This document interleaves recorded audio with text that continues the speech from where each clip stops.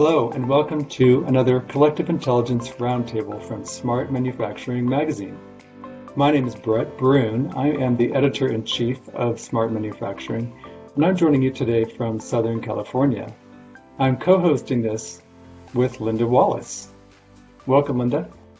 Hi, I am Linda Wallace, and I'm joining you from Philadelphia today. The topic is broadly focused on workforce. We will be discussing the promise of inclusion in manufacturing management.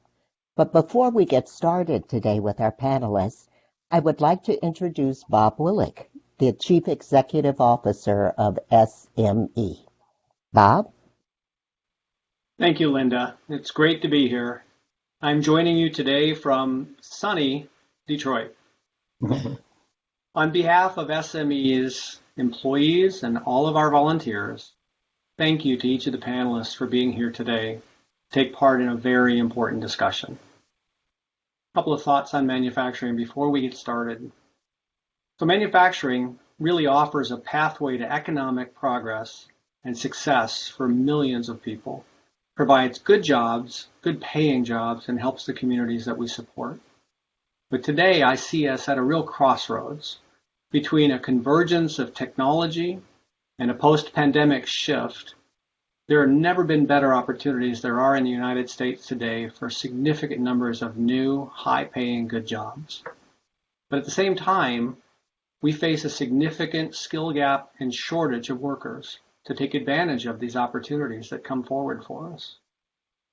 To resolve these issues, we really must appeal to a broader workforce and a broader pool of applicants. As I see it, our challenge is to attract, train, and retain skilled workers from all communities, including diverse communities. They must see viable, realistic opportunities and feel appreciated and fully included in these opportunities to come forward and be a part of them.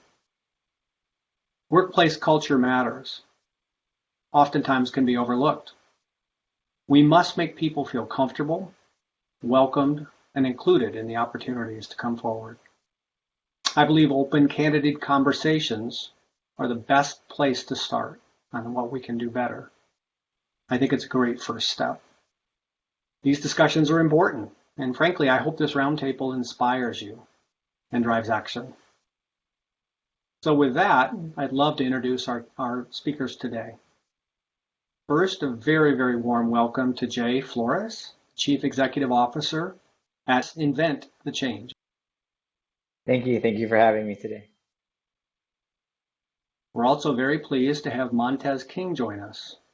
Montez is the Executive Director at the National Institute for Metalworking Skills. Welcome, Montez. Thank you. It's an extreme pleasure, and I'm honored to be a part of this. We also managed to land the Chief Human Resources Officer at Materion, Alan Reed. Thank you for joining us, Alan. Thank you. So glad to be here. It also gives me great pleasure to introduce Daoud Thompson, the Managing Director at Process Intel. Greetings, Daoud. Greetings. Thank you very much. Looking forward to the discussion. Last but certainly not least, we're thrilled to welcome Carla Trotman here today, the Chief Executive Officer at Electrosoft. Hello. Thank you, Bob, for having me. Thanks for all of you being here today, and I hope you have a great roundtable. Thank you. Thank you. Thank you. Many thanks to Bob and all of the speakers. A couple of housekeeping items before we begin. If you have questions as we go, type them into the Q&A box and we will answer them at the end.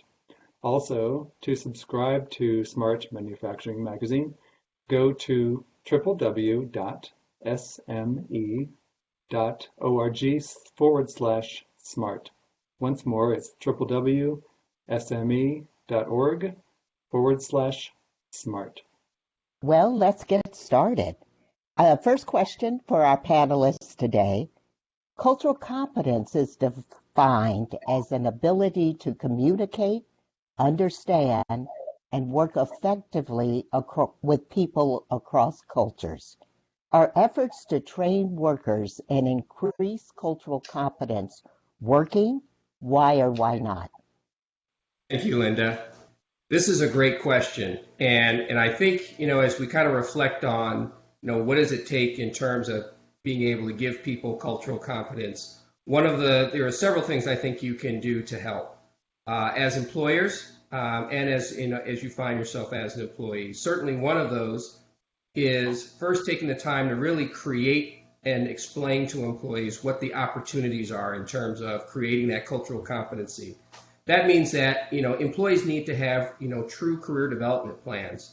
So a leader taking the time to sit down and actually talk with an employee one-on-one about what are the opportunity, what are their aspirations, where would they like to go.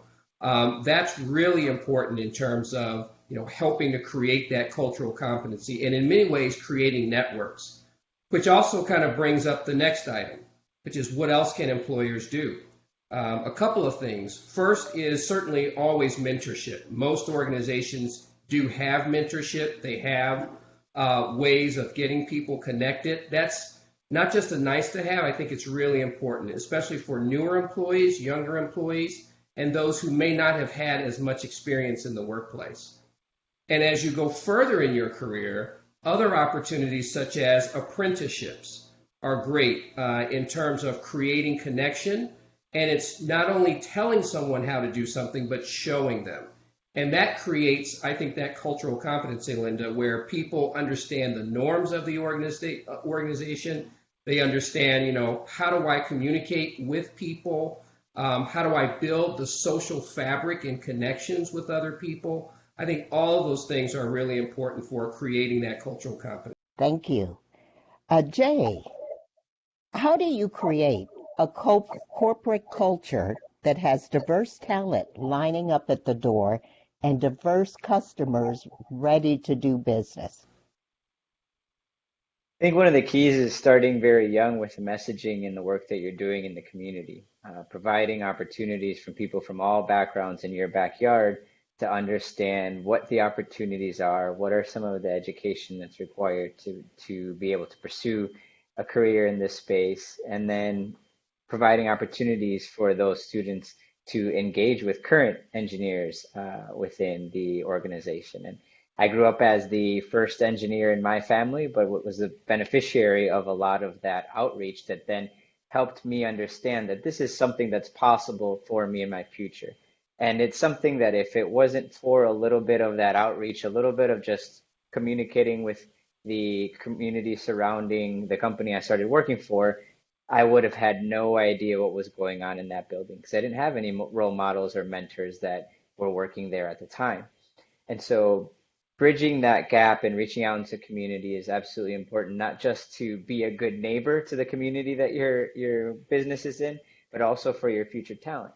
And even if those students don't go on and start working for your organization, they could become a customer, they could become a future client. And that experience is going to help them think of you first when it comes to certain opportunities in the future. A follow-up, how can manufacturers bring more diverse candidates in? And that's for anyone on the panel. I can answer that. I think that oftentimes when you think of manufacturing, it's difficult to imagine anyone who is not a white male. And that's just how manufacturing is portrayed. And but statistically, it is very much a male-dominated, white male-dominated industry. And if we want to attract more folks in manufacturing, we have to go to where those populations, those diverse populations exist. So that could be at churches. It could be within different communities and affinity groups. And it's really about getting the word out in non-traditional ways. So if you keep doing what you've always done when it comes to attracting people, you'll get the same people. The idea is to think outside of the box and really go after a diverse community and have that job speak to the people in that community. And we've been very fortunate at Electrosoft in having a diverse community because we are a Black and woman-owned business, but we've been in business for 35 years, and we've always had a cross-cultural population. Most diverse companies or minority-owned businesses tend to have very diverse companies. So you could take a page from the notebook of a diverse company.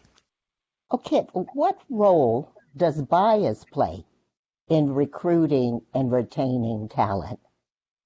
Montez or Alan, would you like to take a crack at that question? I guess I'll start first, and then Alan, you can go after me. When you talk about bias, I'm going to use the order in your question. You said recruiting, developing, and retaining. So when we look at thing, we have a bias of diversity, right? We put the policies out there, and we want the diversity. So that's the trend that you'll see. But let's go into the developing piece of it, and then you have the bias not actually fully developing them. It's not that full commitment. And so that's where bias impacts that in a negative way. And then when you get to retaining, this is the impact of those two roles of bias from the first two. Retention goes down because you bring them in, and so you get that you get that diversity you're looking for coming in the door. But then when it comes to developing, the biases works against you in some ways because they're not getting that a good really workforce development program within those organizations, and then the retention goes down. So that's a major part about the awareness. You got to be aware of these trends and phenomena that happen in the workplace to have a handle on biases. If you think about the front end, which is the recruitment standpoint, if you don't get the recruitment right, everything else is going to be off track.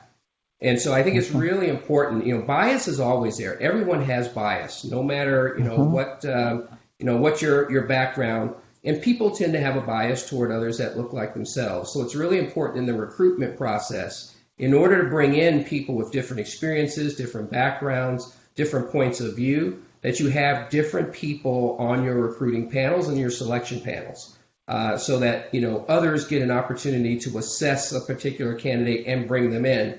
And then, just as Montez said, the development part is really important. So if you get the recruiting and the development part right, then the retention piece will be fine. And that's where on the development side, that's where the apprenticeships and the mentoring and the other career development opportunities come in, to give people that stickiness to an organization, to lessen the effect of the bias that we all have, and give people an opportunity to flourish.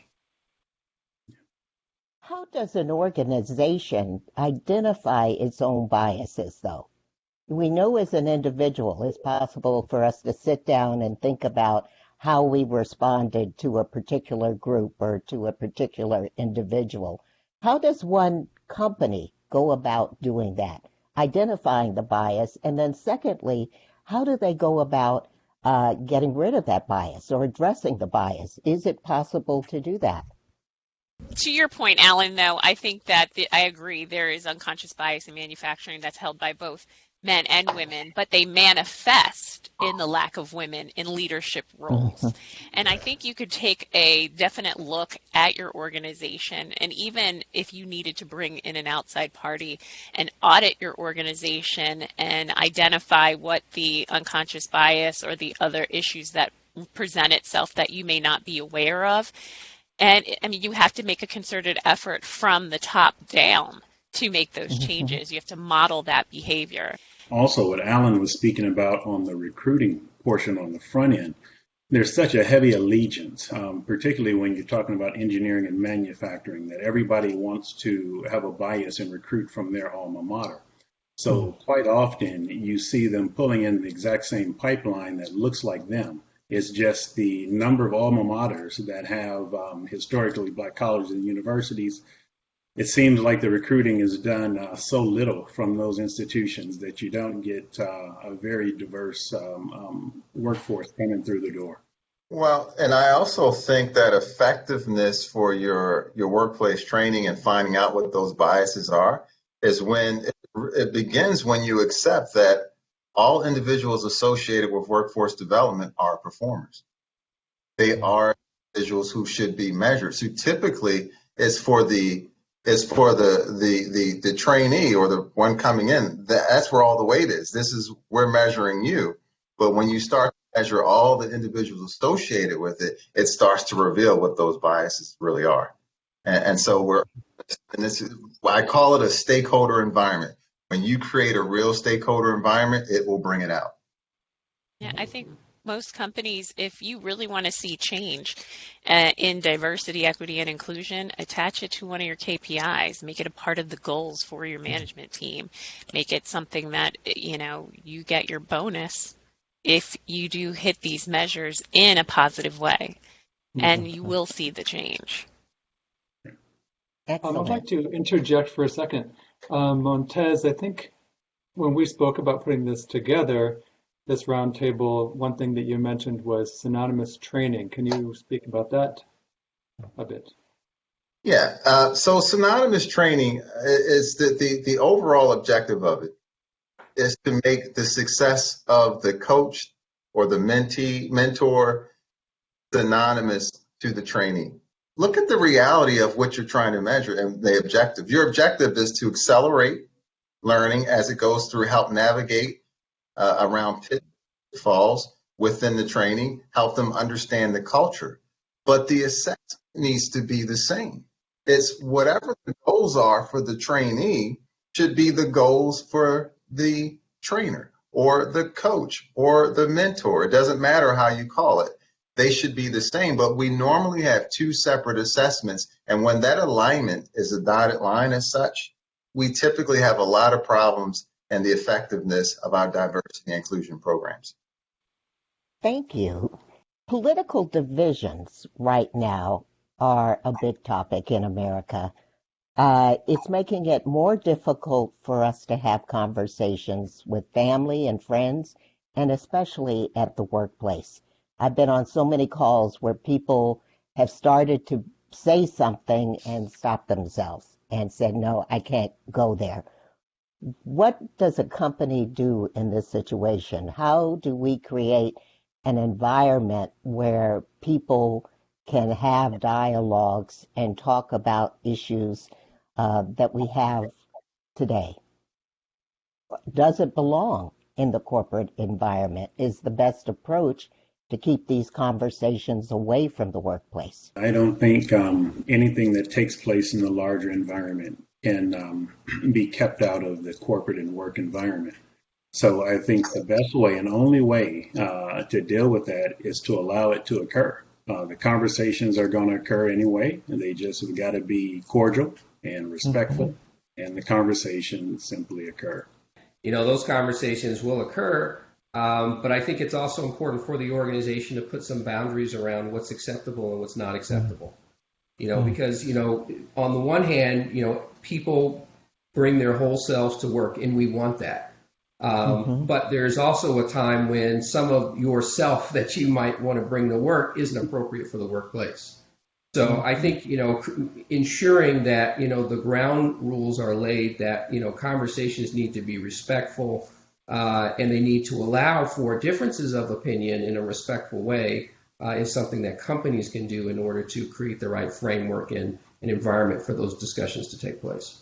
From my past career in corporate America, I know that, and just with having friends, as Black women, we cannot bring our 100% total selves into work. That intersectionality piece causes us to be very guarded, because we can't have these authentic conversations without it impacting our career. And so oftentimes you will find that you cannot have those types of conversations and be honest in those conversations, especially if your workplace doesn't promote that type of environment for you. So I know it's not just Black women, there's other people of other races that feel the same way, but I know I can feel it, and I know it because it happened to me. And there were very many positions that I've had where I definitely could not say how I really felt, especially when it came to politics. Carla's right. I think the conversations of non-white employees are oftentimes guarded and subdued. So I've seen that for Black women, Black men, any person of color. They're not as I don't think they include everything that the individual wants to share or say. So I think that's very true. We've seen kind of a turning of what, people feeling free to say whatever is on their mind, and not always in a good way. And I think that's part of the unfortunate political environment that we found ourselves in over the last several years.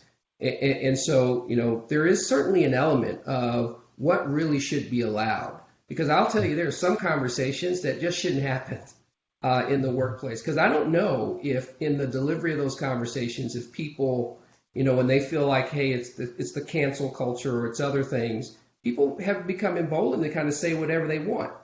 And I think that in itself creates the wrong environment for everyone in order to be able to work. So I think it just has to be done very carefully, and you've really got to set some parameters around what's allowed and what's not. I'd like to ask what you all think about how this impacts the competitiveness of U.S. manufacturers, because in another discussion we had to get this roundtable together, some of you spoke about how this is not the case in even, for example, Canada. It's not as restrictive for people of color. So with what you're describing, where people feel like they have where black and brown people feel like they have to hold back in the U.S., what does it do to U.S. companies? I've had the opportunity to work long-term in Canada on 2 occasions. So although you don't see as much diversity movement, right, in the upper executive roles in manufacturing in Canada, you're exactly right, Brett. You have a lot of freedom. You notice the freedoms, the social interaction is better. A person of color is communicating more freely. So I think if we put it in football terms, and we're now competing in the Super Bowl against China, against Vietnam, against India, against all the countries that have basically taken over manufacturing. Their teams are well organized, expert level. For the most part, all their manufacturing facilities are brand new because they've been built from the ground up in the last 35 years. Ours are very old, antiquated. And you have a team that is partially divided. So if you have a team that's partially divided taking the field and you're going against the world's best, I don't think you're going to achieve everything that you hope to achieve.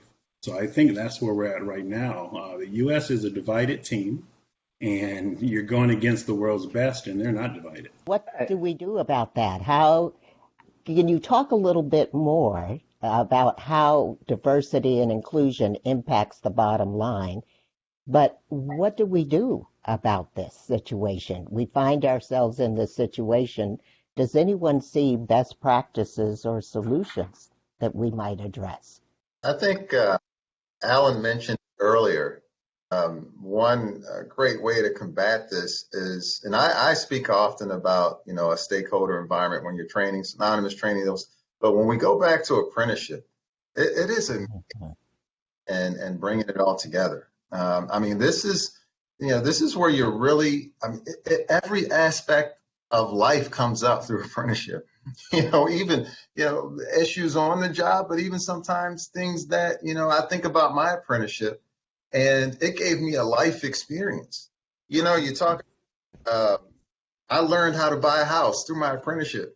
It wasn't like I took a course or anything, called the School of Hard Knocks maybe, but I learned about credit. I remember I used to cash my checks at the liquor store, and but I watched and observed, and I watched other people, and I said, well, I need to get me a bank account. Got my account, got a credit card, all these things that I didn't know about.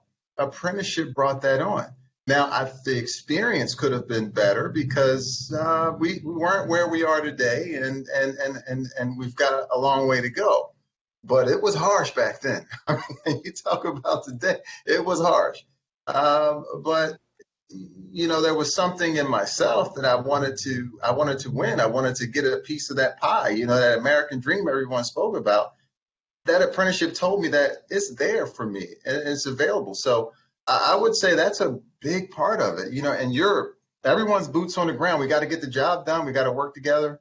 I think that's a good way to bring us in so we can compete in the Super Bowl because we want to get that win. Jay, I was going to ask you do you think that we're addressing that in efforts to recruit young people? Are we creating an apprenticeship, not just a program that encourages them to go into STEM careers, but a program that prepares them for the workplace once they get there? Are we doing that?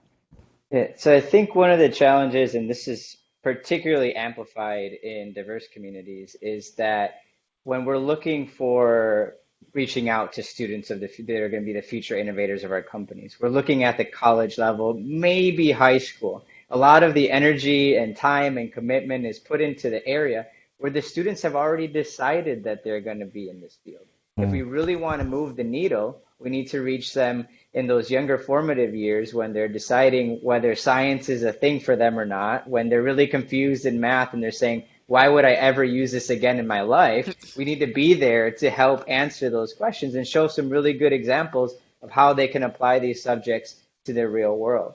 And it goes back to, I love the sports analogy and just making sure that to solve the grand challenges that this country, that the world are facing in manufacturing, we need all hands on deck. So there should be no unnecessary barriers because someone is female or because they come from a different zip code. We need to make sure that we are inspiring people from all different groups in all different areas because you never know which one of those students is going to be the one that's really going to change the world or many of them. And it also then goes into the way that we talk about it. We only go and talk to the students that are already excited about math or already excited about science. And oftentimes teachers will reach out to the students that have the best math score and say, you might want to be consider becoming an engineer. But their real basis for innovation is just around curiosity. So even if your math and science grades aren't the best right now, we want to inspire that curiosity to change the world. And then later on, that's where then you decide, okay, I'm passionate enough about this problem that I'm excited about solving, that I'll go and learn the hard math and science to then be able to do it. It's not the equations that matter, it's what you can do with those equations that matter. Jay, I completely agree. Out here in the Philadelphia region, we have a program called Manifest, and whereas we used to focus on the high school students, many of them have already decided what they were going to do with their lives, or they are at the point where their parents are like, you're going to college regardless. So there's no tech school, there's no intermediary. They're betting the farm on this child going to college and succeeding. And then there's no plan B. And so what we decided that we were going to do, well, I say we, the collective we in manufacturing, is to have Manifest for middle school students so that you can pique their curiosity at an earlier age, and that someone like me shows up and they're not expecting to see an African American woman talking about manufacturing and electronics and then my career. And our company has taken on that whole, if you can see it, you can be it premise. And we invite students in throughout the year. We have interns that come in. We have co-ops that come in. We give jobs to every kid, it seems like, that wants to come home from college and do some work, because we do help future engineers become better electrical engineers because they're actually building products designed by other engineers. And other programs like, children should not be hindered by geography in figuring out what they want to do. So now there's software. There's an organization called Nepris. I don't know if you're familiar with them, Jay, but what they do is they allow you to almost do career day across the country. And so in the past few months, I've spoken to hundreds of students who are interested in business and manufacturing and entrepreneurship. And it's been very impactful because I didn't even have to leave my desk. So the greatest thing, though, is that I'm talking to students in the Middle Plains area where I don't have business, and they're asking me questions because they can't find anyone that does what I do, and that is inspirational to a lot of them. So I would just encourage more manufacturers to even try other programs like Nepris. Yeah, Linda, I guess I'd follow that and say it's so critically important to get any apprenticeship, any co-ops, any internships going to these diverse communities. Because at that age, it is an absolute mystery what the inside of a manufacturing facility looks like. I used to ask my dad and my uncles if they'd take me on these steel mill tours way back in the 80s. Just the idea of what that's like when you get in that environment, how it feels, what it looks like, what it smells like, how it operates. So it just makes all the difference. So I remember a lot of folks, even when we were in university and they were going on their first internships, they had never been inside of a manufacturing facility. So it makes a difference, that exposure. Yeah, just a personal story on Dawood's comment is that the company I started working for, Rock Automation, was headquartered, global headquarters, a few blocks away from where I was born and grew up. And we would drive past every day to school, and I thought it was some kind of military facility or a jail, actually. And Yeah. so there was no way I would ever think of myself being in that building in the future. So if it wasn't for that outreach into the community, into their, their backyard, that I wouldn't have made my way there. And, my future could have been very different and had a wonderful opportunity to spend 8 years there as an engineer and then a STEM ambassador for them. So it's just so important for us to reflect back to the time where we were a child and we were clueless of what universities to go to and what jobs were like. Because sometimes when we're in it for so long, we just expect people to know to come to these areas. And we have to remember back to that younger version of ourselves, maybe the less privileged version of ourselves, and even less privileged versions of that, and try to understand how do we reduce as many of those barriers and increase as much awareness as we can so that at least there's the option. And if a student decides to do something else, that's great. They're following their passions, but at least providing everyone in our communities with the option that, hey, this is a place where you can build a future and a career. And Dawood, let's say that we've got people now in the corporations. We've got people who are in manufacturing companies. How do we help them to become leaders? Are there programs in place to move the entry-level workers up to leadership positions? So there are some programs in place. So in some cases, there are programs that put you on management fast track and some that put you on executive fast track. Typically, you've had to have done something extraordinary to be identified, selected, and then put on those fast tracks. And oftentimes, they really lack in diversity. I was fortunate enough to end up on those fast tracks while I was working in automotive manufacturing. But some of the other things I learned along the way is setting up a mentorship / coaching environment for myself or for anyone. So from the point a young engineer walks through the door, I think the company could invest in having a more senior employee, more senior engineer, just being that initial mentor. But beyond that, you've got to have a mentor that is your boss's boss, okay? That periodically, once per quarter, you're able to send a paragraph with some of your wins, some of your challenges that took place during that quarter.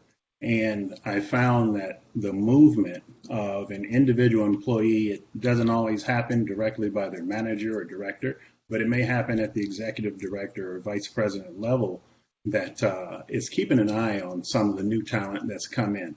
So those were some of the things that put me in front of specific audiences to communicate success on projects, some of the challenges, and some of the areas I would have to move into to continue a roadmap to an executive level. So I think that's the way to do it. Initial mentor, a more senior individual, and then someone that's above your boss's boss.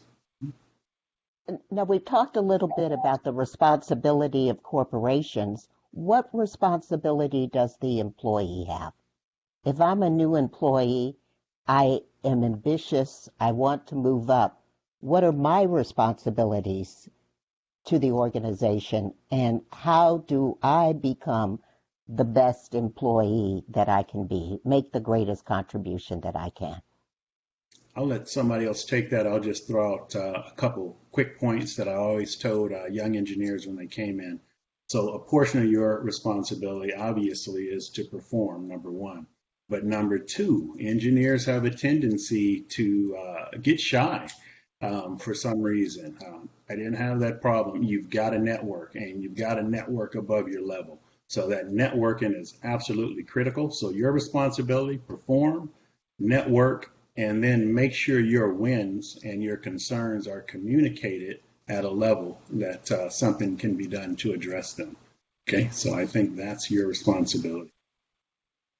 Yeah, I think that's golden for new employees. I think in at the university level, it's a little bit more clear that you should get involved in student organizations, you should take on leadership roles, you should take on internship and apprenticeship experiences. And oftentimes you graduate, you completed all that, and then you forget that that is such a key part of growth in general. And so whether it's an employee resource group that your company has, different types of opportunities to volunteer and take on leadership roles for volunteer committees or other type of events that the organization might be putting on. Students who are starting their careers should definitely continue to take advantage of those as ways to continue to elevate. And try to look for opportunities that complement your the skills that you're not necessarily getting in your current role that are important for the next role. So if your next role, you want to make sure that you're managing a team, but you're in an entry level role, well, then maybe you take on a leadership role within an employee resource groups that you have a couple people under you, and you're working on that skill set that's going to separate you from everyone else that's currently at your entry level position as well, because you're going to all be expected to excel within your role. But if you can show that extra skill set that you gained that's going to apply to the next role, that's where those involvements that at first seem like volunteer, seem like extra work, are actually what's going to help you take it to the next level within your career. I think you gentlemen took it to an extremely professional level. Speaking to other manufacturers, our thing is like, can you show up on time every day and then not look at your phone or iPhone watch while you're working? And that is the biggest pet peeve of most of the manufacturers that have hourly staff. Now, I'm talking about the most egregious because they obviously have fantastic staff and employees that are executing amazing things on a company level. But the biggest pet peeve that we have found are little things like showing up on time every day, not taking a day off here and there. And because we can't find enough people to work, it's almost like that employee who's setting a bad example is creating and setting the culture that that's okay when it's not. And so we really need to take a look at who we're bringing in and putting and figuring, well, even before that, our job as the leaders in manufacturing is really to establish the culture and the mission and to make sure we hire and let go of people based on that. But we are in such dire straits right now and trying to find the right people that right now some of us are like, are they breathing? You're hired. Put a mirror straight up. So we want more people, and we want to fill that pipeline. We are hungry for more people. We have a lot of folks that would love to retire, and unfortunately, we beg them not to because we can't find the right folks to take their place. I'd like to extend on that one as well. I don't know if I'm going to be on a professional side or the more real that side that Carla spoke on, but people ask all the time, Montez, how did you excel through your career? I mean, you're in a predominantly white dominated industry. How did you do it? And part of that is the responsibility that I took on. And it's really channeling. You're going to get angry. Things are going to happen. You're going to think it's unfair. And regardless of what policies and methods you put in place, you're never going to navigate around all of that. You're going to experience that. And when you do experience that, you got to know how to channel it. And so for me, I became a sponge. I wanted to learn everything, even if it wasn't my responsibility. I wanted to learn how that business operated. And because ultimately, how you advance, there's a constant there. It's what you know and what you can do. You can talk about everything else, but eventually you gotta perform for the job, for the employer, whoever it is that you're working for. And so becoming that sponge, channeling, only giving them the first laugh. Someone may have a laugh at you. Maybe the culture is different. Maybe you didn't understand something the first time. But coming into that workplace, that's what I tell anyone I mentor is that never give someone the second laugh. You know, once you see that piece that made you angry, that you thought was unfair, or you didn't get your opportunity, well, what are you going to do about it? Be a sponge, learn, channel it in the right direction, and not have the attitude and try to, just speak directly on what someone else should have done for you. But you have to learn how to figure out how to navigate and channel yourself so that you can put yourself in a better position, because it's going to shine, right? The good person that you are and what you're trying to do is going to outshine what those negative pieces that are coming to you if you channel it the right way. So I'm just going to end it with that one. It's very important in the workplace. I think in HR, I'm often asked, how do I get ahead? And, I like, Carla's comments, first show up on time and then get off your phone. That's number one. And it doesn't matter whether you're hourly or professional. I think it's kind of the same thing, right? Companies are hungry for people who give more than they take. And so I always advise people, I say, look, when you come in, they used to tell you, be the first in the office and the last one out the door, right? But I think what that saying is trying to get to is, like Montez was saying, be curious, soak up, everything that you can, because the currency that you have when you're especially younger in your career is you want to get as much experience as you can. So that's constantly asking your boss, what more can I do? What other project can I take on? And I think Daoud said, ask your boss's boss, hey, can I go work on a project for you? You want to be that person that when there's extra work, you're reaching out because not just because you're trying to make a name for yourself, but you really honestly want to learn and you want to get as many experiences under your belt as you can. The faster you do that, the more comprehensively that you do that, the more your career will take off, because people will pay you and promote you based off of your experience, not based off of time and role, but based off of how much have you learned along the way that you can now give back to the organization. Carla, could you talk to us a little bit about supplier diversity? We are certified as a woman-owned business as well as a minority business. Do we use that supplier diversity door? I would say no. We are a second-generation business, and so I've seen how difficult it is to enter a company through that supplier diversity door. It's almost as if additional hurdles have been put in place to make sure that you can even qualify to do the work. Thankfully, though, we've been able to have great business partners that do work with us because they think we're a great electronics manufacturer. And they then say, oh, you're minority-owned business. Oh, you're woman-owned business. Can we update your profile to reflect that? And there are companies, though, and I recognize this, that are startups or a couple of years in that would like to do business with larger companies using that supplier diversity door. And it can be an extremely long road. It's a long dating relationship before you even can be considered. And it's sad because a lot of businesses, they don't go out of business because they're bad companies. They go out of business because they don't have any money anymore. And if companies would recognize that and give minority businesses, women-owned businesses opportunities to prove themselves on the front end, I think it would be a better long-term relationship and a better outcome for these diverse businesses. So Carla, it sounds to me like what you're saying is this is really like a trap door. Is that the situation? And is it just completely outdated and should be discarded? What do you think?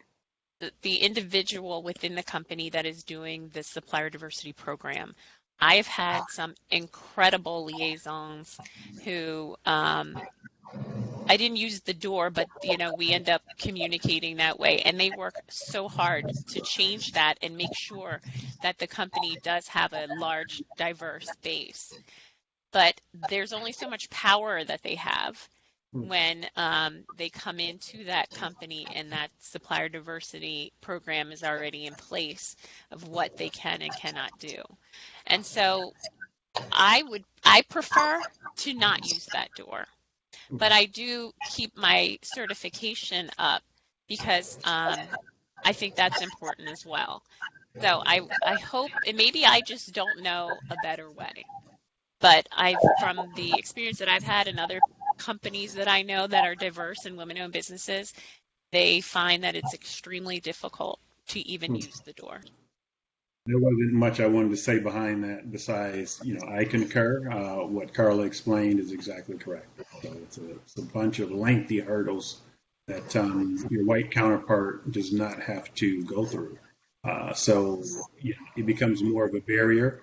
And I mean, that barrier could be anywhere from 30 to 90 days before you get through the paperwork and you submit the last couple of years of taxes and everything else that needs to be proven, so that you as a black person can prove that you're a black person. Okay. And that black owned business is whereas my white buddy, he could just go in with the business. He doesn't have to prove that he's a white person and it's a white business. He doesn't have to go through those hurdles. Some of them go as far as, actually having your parents' birth certificates that prove that, they were the particular race. So, Carla, how did you become successful with the business? If you don't use supplier diversity programs, what did you do? And what advice would you give to other small business owners such as yourself? Well, thankfully, Linda, that our company is, as I mentioned, second generation. So we're celebrating 35 years in business. And when we started the business, my father actually had a business partner who was a white salesman. And he would go out and knock on the doors, and he was the white face of the company. And it's unfortunate to say that, but it is the truth, and a lot of companies have to do that back then in order to, and back then wasn't even that long ago, unfortunately, but that laid the foundation for a lot of the contracts that we had then. And then over the years, the quality spoke for itself. And I can honestly say over the last 20 years, the companies that we've had have been long-term clients. They give amazing recommendations, referrals, and testimonials about the work that we do, and our word of mouth has become extremely strong. We still tried the supplier diversity as far as when we do go to events and they have a supplier diversity person there, we will have the conversation. But really the goal is to have a conversation with the purchasing manager and the people that make purchasing decisions in the commodity in which you provide.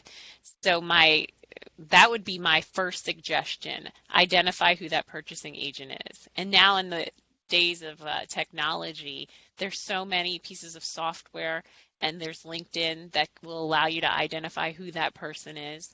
You can even find out if the people are looking on your website and then backtrack and identify who is potentially looking at your company from, well, in our case, for in purchasing or in engineering that may be interested in the services and make an introduction without seeming like a stalker, but in a way that is a professional introduction.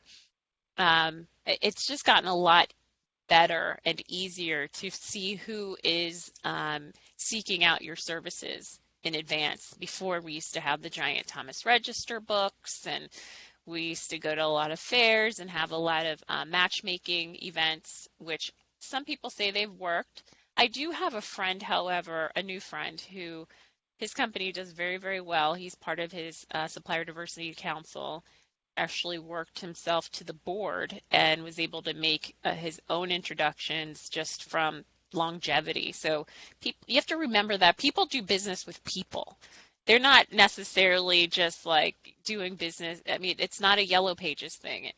They're looking for people who they genuinely enjoy doing business with, that are able to execute and to be an important part of their supply chain. And we've, again, been fortunate in that and have had some amazing success in that. Hey, Carla, when you're saying back then, did you mean the 1980s? I say that, yeah, I'm saying back then because it's 35 years ago. Is it an idea to, have a white face to go prospect? Is that a better way of proceeding rather than using the supplier diversity door? I don't know. I don't know anymore. I really don't have a pulse on the climate. And I'm probably not the best person to even know that because I have the reputation now that precedes me. But if I was a startup and I was trying to prove that I was a viable entity, I know that it would be extremely difficult. What, Oftentimes, uh, oh, I was what just do you going to think? say that the issue is that in manufacturing is extremely expensive. The work that we do, we sell our time, and automating processes make it a lot less expensive. And so I think that that plays a factor in it. There's a lot of the unconscious bias and the thought that perhaps we would not be able to be an entity that could afford the automated processes. But it just really depends on who you're doing business with. Again, you do business with people, and so you have Okay, to overcome that individual's unconscious okay. bias. Well, before Linda moves on to the next question, I'd like to ask this similar question of Daoud. Yeah. What are better routes to take than the supplier diversity? So process intel, we're closer to that startup point. So we found we're leveraging strategies where we do have two different sales organizations. One that's majority white men, actually in the aerospace industry. And to Carla's point, there's oftentimes unconscious bias. Not if you can afford to be in the business, but if you actually have the capability, the skill set where you can put forth a solution. Although our solutions have been awarded 2 times at the highest levels for smart monitoring and that space quality inspection, you still got to do quite a bit of convincing. But if you can go in there with a white face, a middle-aged white face, particularly somebody with some gray hair, I mean, it really helps to do some convincing. Now, we don't run into those issues in Southeast Asia. We're presenting product almost on a nightly basis in Southeast Asia across 5 countries.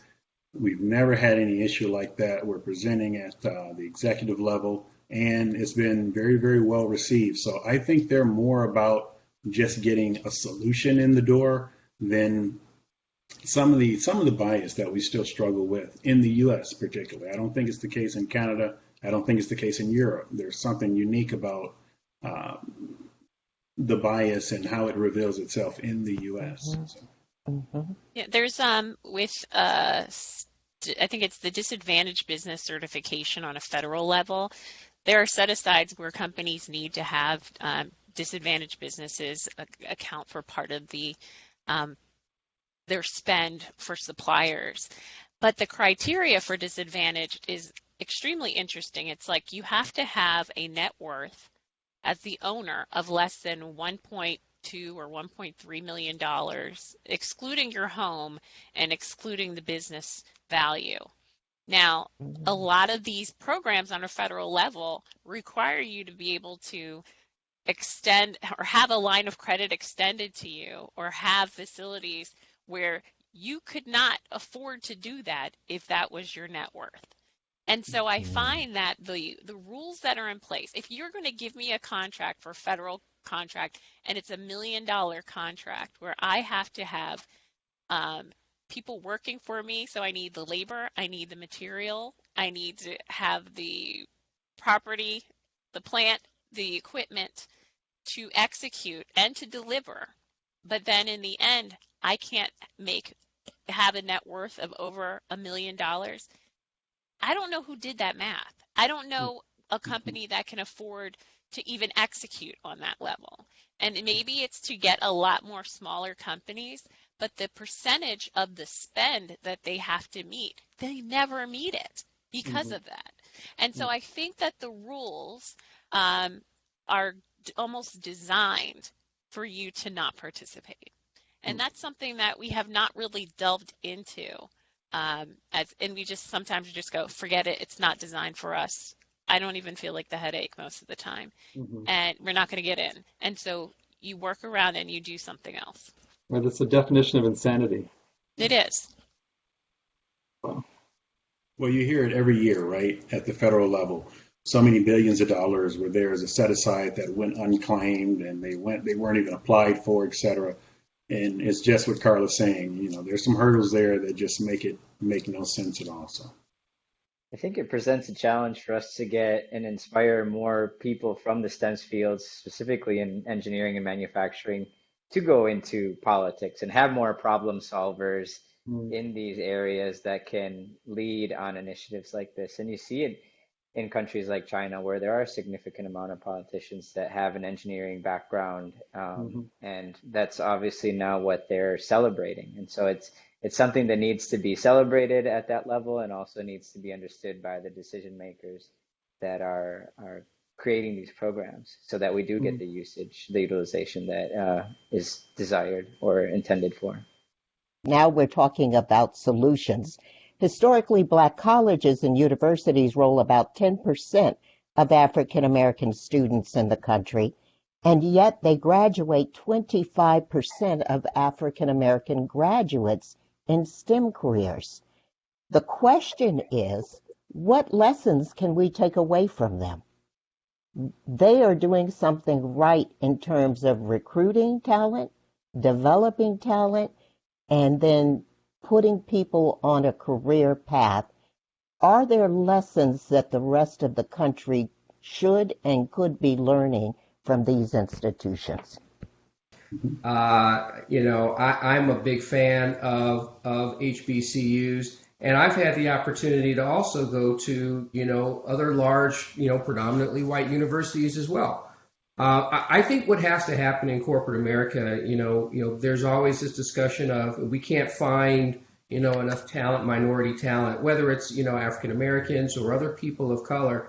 I think you have to change where you're looking. HBCUs, especially engineering HBCUs, they're very good. And there's a perception that, an engineering program at an HBCU is not as good as an engineering program at another university. And that's not true. And I think it goes back to the bias of wanting to have people that have your same experience, your same background, and thinking other people who come from different places are not as capable or qualified.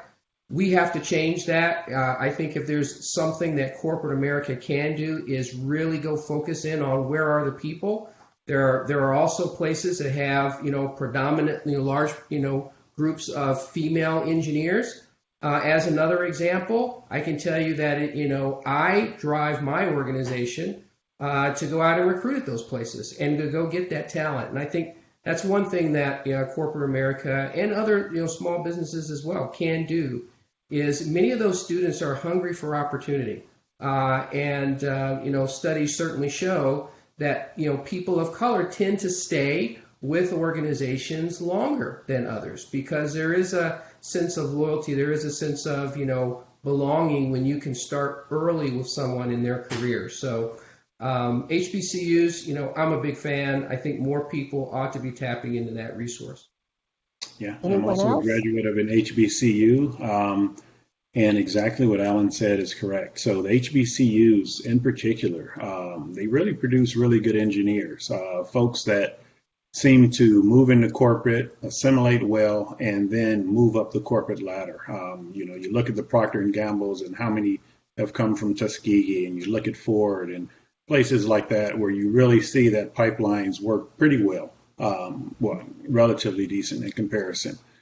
So they are getting something right. It's definitely probably worth a pretty heavy look as to why they're able to produce engineers that can compete when they get out, and then make it a real focused effort to recruit heavier from these places.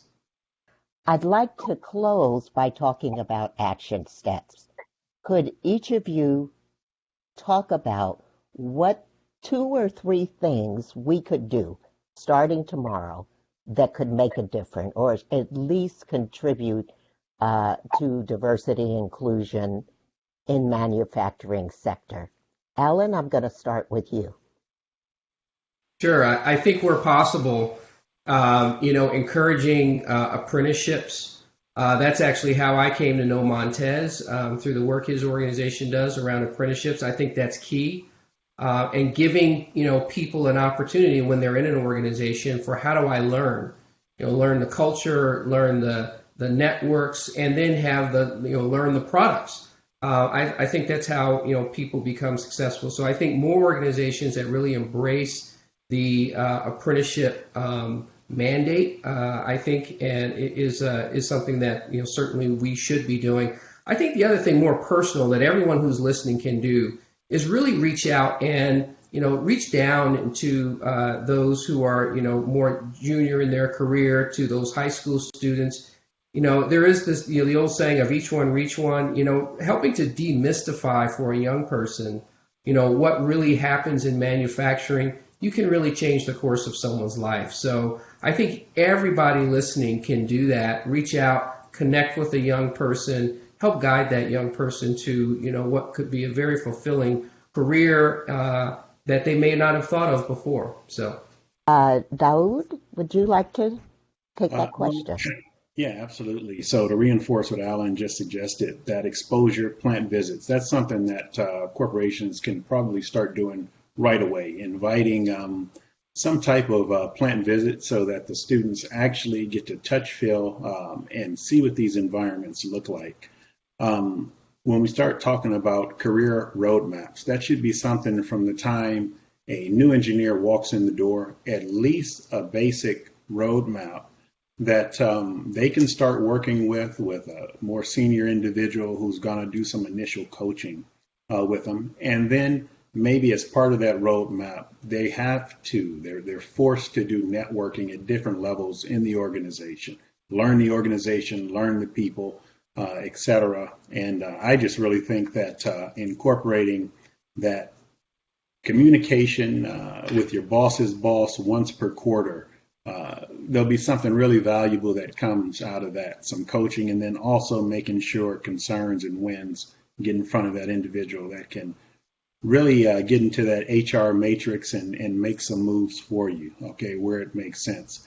I know this conversation was really about the pipeline to get diversity into manufacturing executive levels, but one thing that I know was really starting to decrease for everyone was folks going into skilled trades. And just what I think Montez mentioned, there's some other areas, some other pathways where you can end up making $140,000 with overtime and you don't have a 4-year degree. And the skilled trades is absolutely one of them. And just about every organization I was at or consulted at, they're always starving for skilled trade talent. Okay, and you don't see much diversity there. Thank you. Jay, would you like to go next? Yeah, so I think the first thing is we need to start young if we really want to do needle moving work in this space. And I know we want to focus on our current organizations and that kind of short-term ROI, but it's going to be a lot of people fighting over the same stuff for a while, and we're going to have a lot of unfilled roles if we don't do some true needle moving work early on. With that, you want to design whatever outreach that you're doing with equity in mind and making sure that we're reaching as many people as we can and reducing any unnecessary barriers to that success. And then finally, once they're coming into your organization, making sure that you're creating an environment where they can and want to do their best work so that everyone benefits and we continue to help these communities thrive. And if you need any help getting creative with how to reach young students, just look me up on YouTube. I've got all kinds of fun activities and experiments for the home. So I'm more than happy to support in that space. Thank you. Carla. Well, first, I would say the Manufacturing Institute has a diversity initiative, and it states that by 2025, manufacturers will commit 50,000 tangible actions to increase equity and parity for underrepresented communities, creating 300,000 pathways to job opportunities for Black people and all people of color. So the first thing would do one for your company. Just pick one and get that started. The second thing is, I know oftentimes when we talk about hiring, we always say, oh, I'm hiring for fit, or hiring for fit into the culture.